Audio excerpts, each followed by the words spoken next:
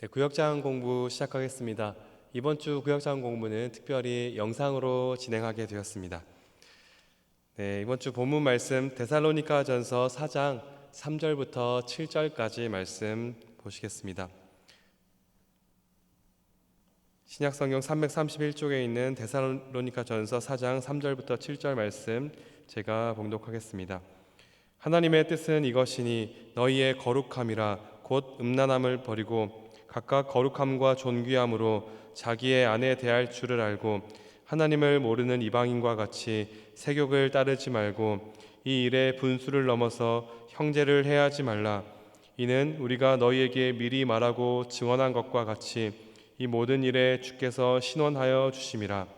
하나님이 우리를 부르심은 부정하게 하심이 아니요 거룩하게 하심이니. 아멘. 네, 이 말씀으로 성 얼마나 바로 알고 계십니까? 라는 제목으로 두 번째 설교 말씀 해주셨습니다. 네, 세 번째 대지 결혼 전 괄호 안에 답은 동거죠. 결혼 전 동거는 죄라는 것입니다. 네, 음란이란 것은 결혼관계 밖에서 성적인 만족을 추구하는 모든 죄를 말한다라고 하죠. 결혼 전 동거도 그래서 음란이죠. 결혼 관계 밖에서 성적인 만족을 추구하는 것이기 때문에 그렇습니다. 네, 동거가 죄인데요. 그 동거에 대해서 심리학자 맥제이라는 분이 칼럼에 기고한 내용을 소개하고 있습니다. 한 자매가 상담하러 왔던 한 자매가 있었는데요. 4년간 남자친구와 동거를 했고 그 동거 이후에 결혼을 했는데 몇 개월이 되지 않아 이혼을 했다라고 합니다. 네, 그런데 이 자매가 하는 말이 그 첫 번째 단락의 따옴표 안에 있는데요. 제가 읽어보겠습니다. 박사님, 제가 뭘 잘못했는지 모르겠습니다. 내가 왜 동거했는지 아세요? 내 부모가 아무 대책 없이 일찍 결혼하는 바람에 이혼하는 모습을 내가 봤습니다. 그러니까 나는 합리적으로 생각했습니다. 내 결혼이 오래 가려면 같이 살아보고 검증해 봐야겠다고 결정을 했어요. 네, 참 논리적으로 맞는 말 같죠. 부모가 일찍 이혼하는 모습을 보고 나는 그러지 않겠다. 그래서 이 사람이 나와 잘 맞는지 확인해 봐야겠다 해서 4년이나 동거를 하고 결혼했는데 그런데 몇 달 만에 이혼을 했다라는 것이죠. 네, 계속해서 이 자매 이야기를 소개합니다. 그런데 이 맥제이 박사가 조사를 해보니까 실제로 동거를 한 커플들이 이혼율이 더 높다라는 것이죠.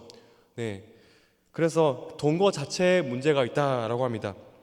그 동거 자체가 왜 문제가 있냐면 두 번째 단락 세 번째 줄에 이렇게 말하죠.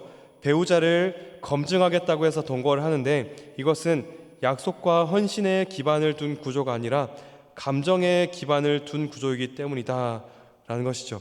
그래서 약속과 헌신에 기반을 둔 그 관계와 그리고 감정에 기반을 둔 관계 이 두 가지를 비교를 하는데요. 실제로 합리적으로 동거를 통해서 검증을 하고 나서 결혼을 해야 되겠다라고 했던 그 자매 이야기입니다. 그 자매가 이혼을 하고 나서 자신의 동거 생활을 돌아보면서 이렇게 말하는데요. 제 동거 생활은 네버엔딩 오디션이었습니다. 네, 계속해서 오디션을 보는 것처럼 상대방을 더 만족시키고 상대방에게 더 기쁨을 줘야 했다는 것이죠. 그 4년 내내 내가 보장받고 자유함을 누리는 기분이 아니라 계속해서 상대방을 만족시키고 기쁨을 주어야 한다라는 그랬다고 말하죠. 그래서 자유로울 줄 알았지만 실제로는 헌신과 약속이 없이 감정에 기반을 둔 관계였기 때문에 계속해서 감정을 살려내기 위해서 점점 더 매인 그런 생활을 했다는 것이죠. 네, 그래서 어떤 상황에도 흔들리지 않는 약속과 헌신에 기반을 둔 관계가 사실은 매이는 것이 아니라 더 자유함을 준다라는 것입니다. 네, 그래서 세 번째 단락에서는 그 하나님과 우리의 관계를 감정이 아니라 언약에 기반을 둔 관계라고 말씀합니다. 감정에 기반을 둔 그 동거 관계보다 약속과 헌신에 기반한 그 관계가 훨씬 안전하고 견고함을 잘 보여주는데요. 네, 세 번째 단락 밑에서 네 번째 줄 중간쯤에 보시면 성경이 말하는 결혼은 이 부분이 너무나 중요합니다. 별표 치면 될 것 같고요. 제가 읽겠습니다. 성경이 말하는 결혼은 저 사람이 하나님께서 내게 주신 나의 반쪽이라면 예수님께서 나를 위해 십자가를 지셨듯이 내가 저 사람을 끝까지 사랑하고 나의 모든 인생을 바쳐서 책임지고 지지하겠다고 약속하고 그 약속에 헌신하는 것입니다 라고 하죠. 네, 결혼은 내가 상대방을 내 인생을 다해서 책임지고 끝까지 사랑하겠다는 약속이고 또 그 약속에 헌신하는 것, 이것이 바로 성경이 말하는 결혼이다라는 것입니다. 이 약속과 헌신에 기반을 둔 관계가 그래서 더 견고하고 흔들리지 않는다라는 것이죠. 더 자유함을 준다라는 것입니다. 이것이 첫 번째 대지였고요. 그리고 두 번째 대지 다음 장 넘기시면 지난주부터 이어지는 네 번째 대지입니다. 남편과 아내는 배우자의 괄호 안에는 기쁨이 되겠죠. 남편과 아내는 배우자의 기쁨을 위해 성생활을 해야 한다는 것입니다.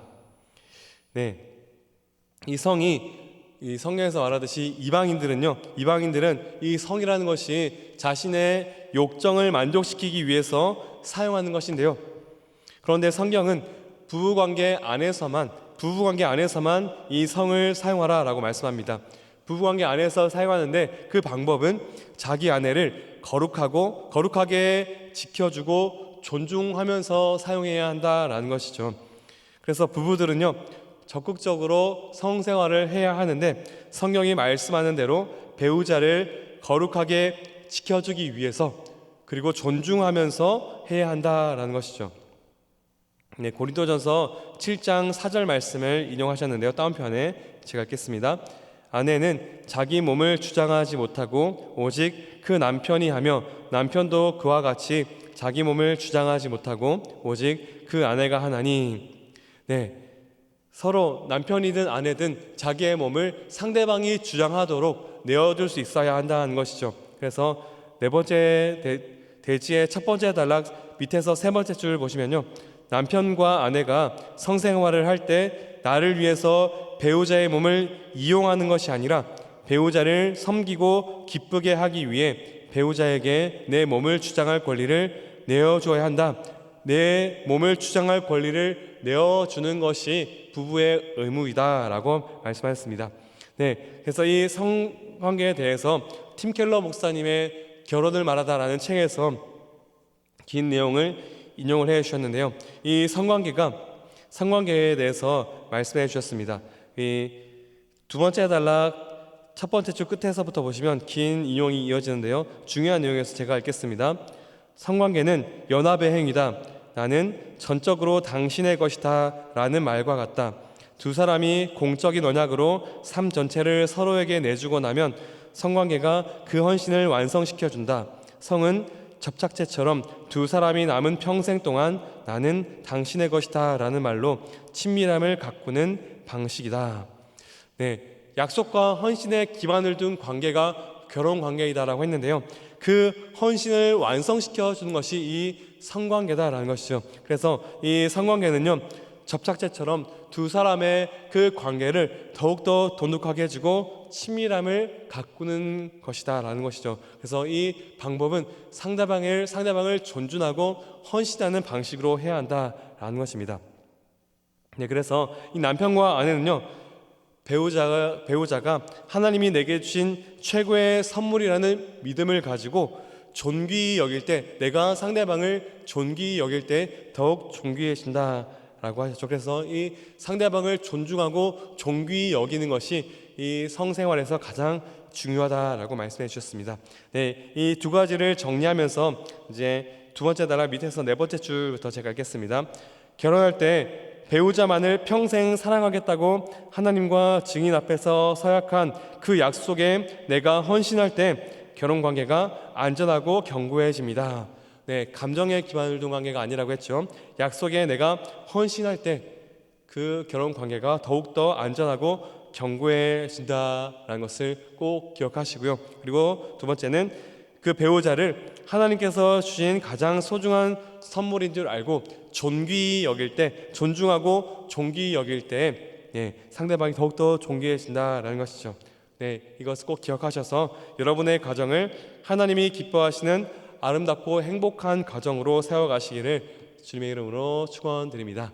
이 내용을 기억하셔서 나눔과 정리 첫 번째, 예수님께서 교회를 사랑하시듯 배우자를 사랑하며 존중하고 있는지, 약속과 헌신의 기반을 둔 관계 안에서 그래서 배우자를 그렇게 예수님께서 그렇게 교회를 사랑하셨듯이 내가 상대방을 존귀 여기고 사랑하고 있는지 한번 돌아보시고 나누시면 좋을 것 같고요.